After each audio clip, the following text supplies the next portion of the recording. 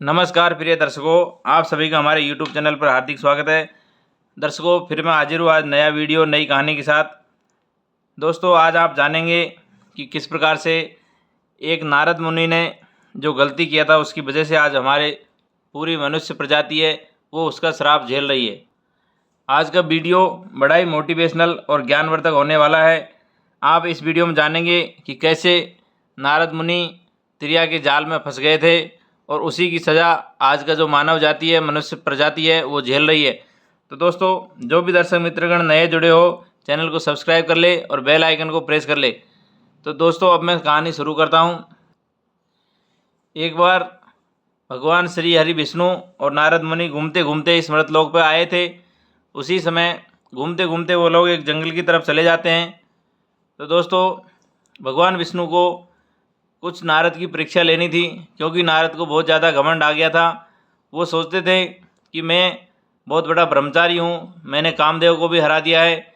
इस प्रकार का उसका वहम था, उस प्रकार का उसको भ्रम था। भगवान विष्णु उसका यही घमंड तोड़ना चाहते थे। तो दोस्तों, भगवान विष्णु ने जो माया रची, जो त्रिया जाल उसके लिए फेंका, वो मैं आपको इस वीडियो में बताना चाहता हूँ। त्रिया जाल के बारे में कहते हैं कि खुद भगवान शंकर भी नहीं बच पाए थे, भगवान राम भी नहीं बच पाए थे। तो दोस्तों, त्रिया जाल की वजह से नारद मुनि भी नहीं बच पाए थे। एक बार जो मनुष्य त्रिया जाल में फंस जाता है वो जीवन भर उसी में उलझ के मर जाता है, लेकिन उससे निकल नहीं पाता है। दोस्तों, कहा जाता है कि एक बार कभी किसी को जेल हो जाती है तो जेल से तो बेल भी मिल सकती है, और जेल की जो सज़ा होती है वो पूरी होने के बाद हमें और आपको मुक्ति भी मिल सकती है। लेकिन त्रिया जाल एक ऐसा जाल है जिसमें यदि मनुष्य फंस जाता है तो उसका कभी भी मुक्ति नहीं मिल पाती, चाहे उसका जीवन समाप्त हो जाता, लेकिन त्रिया जाल से मुक्ति नहीं मिल पाती। प्रिय दर्शकों, भगवान श्री हरि ने जंगल में घूमते घूमते एक माया रची और नारद मुनि से कहने लगे कि नारद मुनि, मेरा तो गला सूख रहा है, मुझे बहुत तेज़ प्यास लग रही है, आप कुछ व्यवस्था कीजिए, पानी का इंतजाम कीजिए। दोस्तों, चलते चलते वो दोनों एक पेड़ के नीचे आ जाते हैं।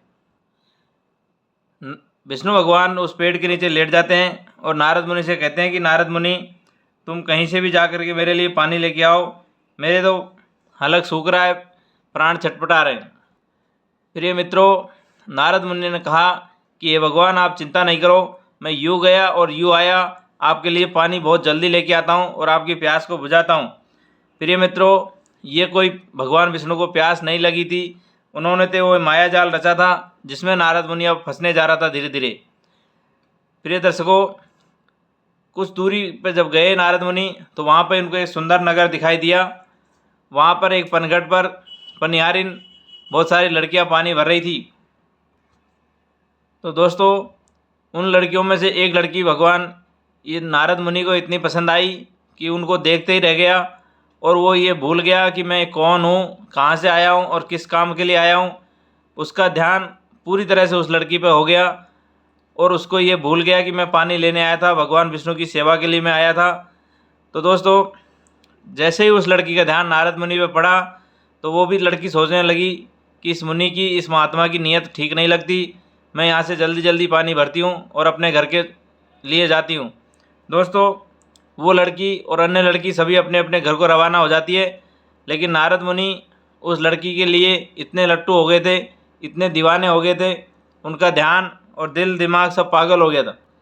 जैसे ही वो लड़की घर की तरफ चली गई तो नारद मुनि भी उनके पीछे पीछे चल देते हैं, और जैसे ही वो लड़की घर के अंदर प्रवेश कर जाती है और अपना दरवाज़ा बंद कर लेती है, दोस्तों, नारद मुनि उस लड़की के प्रभाव से इतना ज़्यादा मोहित हो गए कि उनको यही नहीं मालूम कि मैं भगवान विष्णु के लिए पानी लेने भी आया था। नारद मुनि उस लड़की के घर के सामने जाकर के नारायण नारायण का उच्चारण करने लग जाते हैं। दोस्तों, थोड़ी देर बाद वो लड़की तो अंदर चली जाती है, लेकिन लड़की के जो घर वाले थे उन्होंने देखा कि बाहर कोई मुनि तपस्वी बाहर खड़ा हुआ नारायण नारायण जप रहा है। तो गेट खोल के देखा जाए कि ज़रा माजरा क्या है। प्रिय दर्शकों, जैसे ही उस घर के मालिक ने अर्थात लड़की के पिता ने जो गेट खोला तो वहाँ पे वास्तव में नारद मुनि खड़े हुए थे। उस लड़की के पिता ने नारायण मुनि को नमस्कार किया, उनको आदर सत्कार किया, घर के अंदर बुलाया और अपनी पत्नी को बुलाया, बच्चों को बुलाया और नारद मुनि के चरण धुलवाए और उनकी सेवा सत्कार किया। प्रिय दर्शकों, क्योंकि आप सभी जानते हैं कि नारद मुनि का और नारायण का किस प्रकार से संबंध है। वो किसान परिवार था, सोचने लगा कि मेरे घर में आज नारायण की कृपा हुई है, इसीलिए नारद मुनि पधारे हैं। दोस्तों, वो किसान पूछता है कि महाराज कुछ और सेवा करनी हो तो बताइए, हमारी सेवा सत्कार में कोई कमी तो नहीं रह गई। दर्शकों,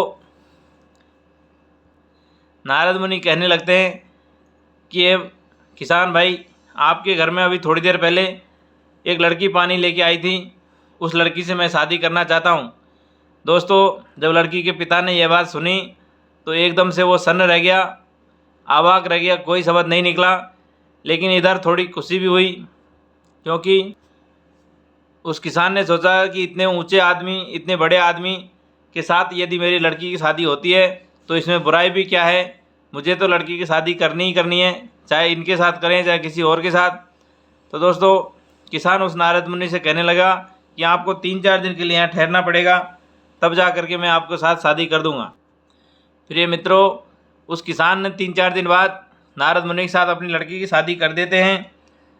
अब वो किसान सोचता है कि नारद मुनि, आप इस शादी के बाद गृहस्थ जीवन में बस गए हो, अब आप कहाँ जाएंगे। मैं आपको यहीं थोड़ा खेती बाड़ी का इंतजाम कर देता हूँ, इसी में आप अनाज उगाइए और अपने बाल गोपाल को, अपने पत्नी को खिलाइए पिलाइए, इस प्रकार से अपना जीवन यापन कीजिए।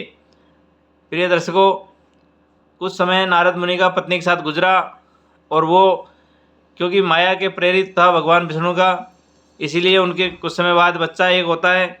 और नारद मुनि अब पूरी तरह से अनाज उगाने में और अपने बाल गोपाल का घर गृहस्थी का जो भार उठाना था उसमें पूरी तरह से व्यस्त हो गए, भगवान का नाम लेना भी भूल गए। प्रिय मित्रों, जैसे जैसे समय गुजरता गया, नारद मुनि के और उनकी पत्नी के 3-4 बच्चे हो जाते हैं। तो उसी समय कुछ दिन बाद श्रावण महीना शुरू होता है और नारद मुनि भगवान विष्णु की माया से वहाँ पर मूसलाधार बारिश होती है और वो जिस नगर में रह रहे थे नारद मुनि, उसमें इतना पानी बरसा कि सारा निचला इलाका था वो डूबने लगा। तो भगवान जो नारद जी थे वो अपने चारों बच्चों के साथ, अपनी पत्नी के साथ वहाँ से निकलने की कोशिश करते हैं, कुछ सामान की गठरी बांध लेते हैं।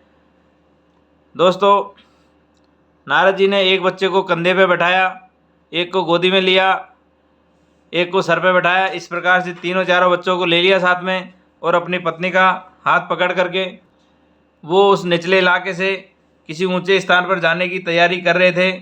धीरे धीरे करके पानी में जा रहे थे। तो दोस्तों, ये सब भगवान की माया थी। कुछ दूरी पर चलने के बाद उनका जो गोद का बच्चा था, सबसे नीचे वाला, वो पानी में छटक जाता है और नारद मुनि ने पकड़ने की बहुत कोशिश किया, लेकिन वो पकड़ में नहीं आता है। नारद मुनि बहुत दुखी होते हैं, लेकिन वो उस बच्चे को नहीं बचा पाए। कुछ दूरी पर जाने के बाद फिर उनका दूसरा बच्चा पानी में गिर जाता है। इस प्रकार से दोस्तों धीरे धीरे दूसरा बच्चा भी पानी में खो गया, लुप्त हो गया, समाहित हो गया। फिर थोड़ा आगे चलते हैं तो तीसरा बच्चा भी पानी में गिर जाता है। नारद जी बड़े परेशान होते हैं, बहुत ढूंढने की कोशिश करते हैं, लेकिन तीसरा बच्चा भी पानी में नहीं मिलता है। कुछ दूरी पर फिर गए, क्योंकि दोस्तों चारों तरफ पानी पानी था। कुछ दूरी पर जाने के बाद उनका चौथा बच्चा भी पानी में गिर जाता है और डूब जाता है, कहीं मिलता नहीं है। तो प्रिय दोस्तों, अब धीरे धीरे करके आप समझ रहे हैं कि चारों बच्चों पानी में चले जाते हैं। अब दोनों पति पत्नी रह जाते हैं। अब दोनों पति पत्नी ने एक दूसरे का हाथ पकड़ा और पानी को धीरे धीरे पार कर रहे थे, ऊंची जगह पहुंचने वाले थे। लेकिन अचानक ये गड्ढा आता है और उनकी जो पत्नी थी और वो नारद जी दोनों उसमें गिर जाते हैं। नारद जी तो जैसे तैसे करके उस गड्ढे से बाहर आ जाते हैं, लेकिन पत्नी उस गड्ढे के अंदर समाहित हो जाती है, अंतर ध्यान हो जाती है। अब नारद मुनि को बड़ा पश्चाताप होता है और वो सोचते हैं कि ये आखिरकार हुआ तो कैसे हुआ। मेरे 4 बच्चे थे वो पानी में समा गए, पत्नी थी वो पानी में समा गई। अब दोस्तों, नारद मुनि को अपना जीवन का असली उद्देश्य मालूम चलता है कि मैं किस वजह से यहाँ आया था। उनको आत्मज्ञान होता है। अचानक उनको पुरानी स्मृति आती है कि मैं तो भगवान विष्णु के लिए पानी के लिए आया था और यहाँ आकर के मैं घर गृहस्थी में बस गया, माया में फंस गया, लीला में त्रिया जाल में फंस गया और मेरा जो जीवन का असली उद्देश्य था भगवान का नाम लेना, दुनिया की सेवा करना, उन सब से मैं परे हो गया। प्रिय दर्शकों, नारद जी अब बड़े शर्मिंदा हुए, अपने आप पर गिल्टी फील किए, पश्चाताप किया और उन्होंने एक बर्तन उठाया और भगवान विष्णु के लिए पानी लेकर के उसी जगह पर गए जहाँ पे वृक्ष के नीचे आराम कर रहे थे। नारद मुनि तो ये सोच रहे थे कि मैं तो बहुत दिन हो गए, बहुत साल हो गए, अब नारद मुनि वहाँ कहाँ मिलने वाले हैं। लेकिन दोस्तों, ये सब भगवान विष्णु का किया कराया था, इनको नारद मुनि का घमंड तोड़ना था, इस वजह से ये लीला रची गई थी। अब भगवान विष्णु के लिए पानी लेकर के जब ये पहुँचे तो शर्म से नीची गर्दन किए हुए थे और बहुत लजा रहे थे शर्म से। भगवान श्री हरि कहते हैं कि हे नारद, इतनी देर कैसे लग गई। फिर नारद मुनि बहुत शर्मिंदा हुए, उनके बोलने के लिए कोई शब्द नहीं था। फिर श्री विष्णु कहते हैं कि नारद, चिंता मत कर, तुझे ज़्यादा देर नहीं हुई, एक जरा सी देर ही हुई है, मुझे कोई दिक्कत नहीं। भगवान श्री हरि नारद जी को दिलासा दिलाते हैं कि आपको ज़्यादा नहीं, मुश्किल से घंटे 2 घंटे का लेट हुआ है, अब आप चिंता नहीं कीजिए, अभी आप ले आए, देर आए दुरुस्त आए, अब आप अपने परम धाम में वापस आ गए। तो दोस्तों, इस प्रकार की ये कहानी थी जिसमें भगवान श्री हरि ने एक त्रिया का जाल रचा, माया का जाल रचा, जिसमें नारद जी फंस गए और किसी हालत में वापस नहीं निकल पाए। आदमी को झटका ही जब लगता है, जिस चीज़ से लगाव होता है, यदि वही चीज़ छूट जाए तो उसके बाद उसका बचता ही नहीं है और अंत में सन्यासी होना पड़ता है। इसी प्रकार से नारद जी जो पत्नी मिली थी सुंदर, उसमें वो समा गए। इसके बाद 4 बच्चे हुए तो उसमें उनको पूरी तरह से फंस गए।